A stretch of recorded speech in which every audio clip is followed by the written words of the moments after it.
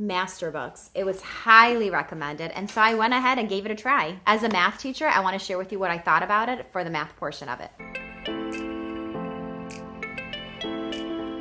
So some of you might question from the beginning, I'm a huge Singapore fan, so you might wonder, why in the world did I even switch to this if I am so confident in Singapore? And the reason is I have kids that are strong in math and others that are not as strong in math. And so of course I really wanted to see, will a simple curriculum like this really benefit my weaker math student? And so I gave it a try. So I went ahead and changed it up. As you guys know, I love changing things up for them. She was super excited about having a change in the curriculum and not doing Singapore. We went ahead and dove in, and there's a few things that stuck out from the beginning that I absolutely really liked about this curriculum. First thing is the fact that the whole year is just all in one book instead of having two, which covers, the first half and the second half. I love the fact that it's all in here. So you get a better visual of where you are when the year is almost over. So I just really like that it's all in one. I also like the fact that at each lesson, it shows what day it's on at the top. This is just for planning purposes, but I like how convenient that is. I'm able to just kind of get a better idea without just using the page number on where we're at. And so it's nice to have it split up by lessons. Every week is a new lesson, and then every week obviously has those 5 lessons. So just the layout of that is super nice. Everything at the top is just so clear on where you're at, what lesson you're at, even what day you're on. So I love the fact that they incorporated several ways to kind of track it as a teacher. That is a huge plus for me. At the beginning of every week, there's like a story that they can read. And so if you have a reader on hand, they will really like that. But if you have a student who is not big into reading, they're really going to question why in the world they are reading a full page plus more before they actually start their math lesson. And so I did see a lot of families skipping that part.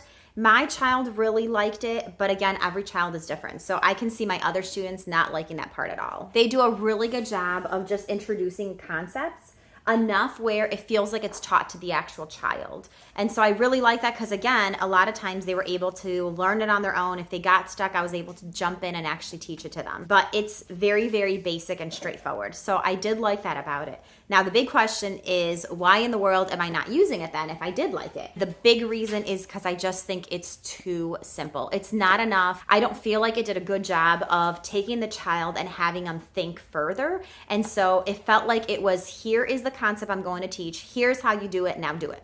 And that is the really traditional way. And so if you like that, then this is the way to go. But I really do think that in math especially, it is so important for a child to learn how to think, how to apply, how to take it further, just applying it to life. And so they could see the relationship between math and our real day-to-day life. Another thing that I really didn't like was having to copy. They had Copywork in it. So obviously if you're using it as Copywork, it works. But there are times where things were really wordy and I didn't like the way it was written out because I don't think it was a good explanation for the child to have to copy it down. And so there's times obviously that we skip that.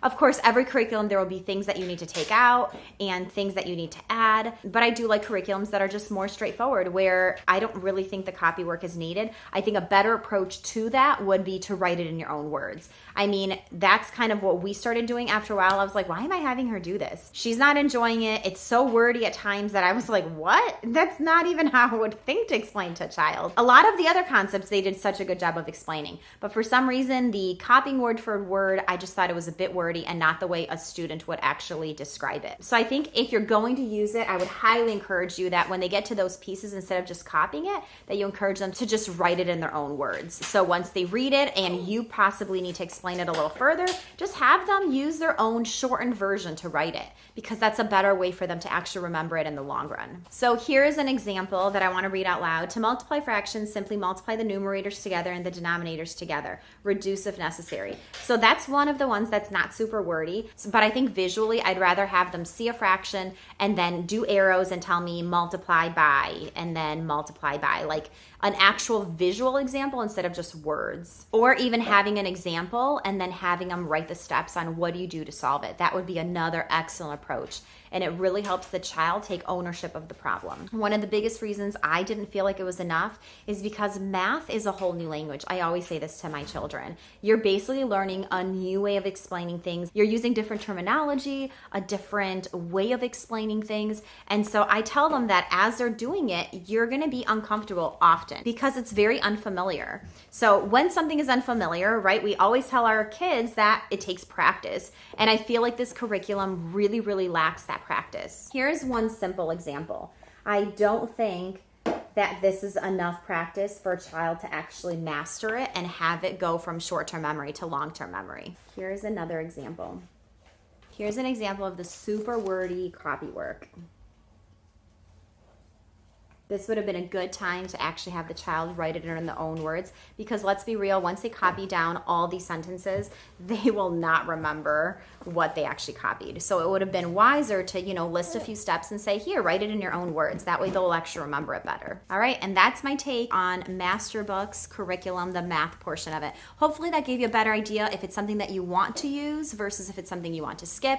Obviously, again, it's a decent curriculum, not something that I would use again, but hopefully that gave you a good look inside and a better idea of what to do. All right, ladies, see you guys next time. Hope you guys have a wonderful and blessed week.